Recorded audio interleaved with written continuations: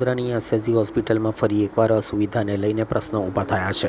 હોસ્પિટલના વિવિધ વિભાગોમાં આવેલા શૌચાલયોની હાલત અત્યંત ખરાબ બનતા દર્દીઓ, તેમના સગાઓ અને સ્ટાફને ભારે મુશ્કેલીઓનો સામનો કરવો પડી રહ્યો છે.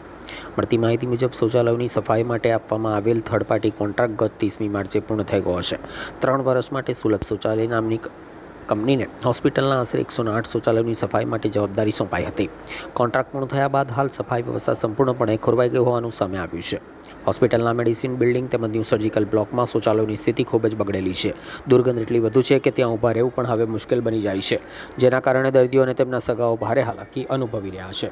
આ ઉપરાંત હોસ્પિટલમાં મોટા પ્રમાણમાં ગામડાઓમાંથી આવતા દર્દીઓ માટે વેસ્ટર્ન ટોયલેટનો ઉપયોગ મુશ્કેલ બનતો હોવા છતાં પણ રિનોવેશન બાદ પણ ઘણા સ્થળોએ દેશી ટોયલેટ દૂર કરી દેવામાં આવ્યા છે.